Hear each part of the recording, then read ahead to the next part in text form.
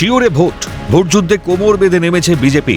শুক্রবার বীরভূমের সাঁইথিয়া 1 নম্বর মণ্ডলের বিভিন্ন বুথে বুথে প্রচার বিজেপি প্রার্থী কৃষ্ণকান্ত সাহার। মাথার ওপর গনগনে রোদ, সেই রোদ গরমকে উপেক্ষা করে পায়ে হেঁটে বাড়ি বাড়ি ঘুরে জনসংযোগ সারলেন বিজেপি প্রার্থী। সঙ্গে ছিলেন দলীয় কর্মীরা। প্রধানমন্ত্রী নরেন্দ্র মোদীর কাটআউট ও দলীয় পতাকা সঙ্গে নিয়ে পদ্ম ফুলে ভোট দেওয়ার আহ্বান জানান কৃষ্ণকান্ত সাহা। 2026-এ বিজেপির জয়ের ব্যাপারে নিশ্চিত বিজেপি প্রার্থী। ভারতীয় জনতা পার্টির কর্মী সমর্থকদের নিয়ে সাঁইথিয়া 1 মণ্ডলের যে বনগাঁ, সেই বনগাঁ আমাদের যে গ্রাম, সেই গ্রামে আমরা জনসংযোগে এসেছি। মানুষের ব্যাপক সাড়া, মানুষ তৈরি হয়ে আছে যে বিজেপিকে ভোট দেওয়ার জন্য।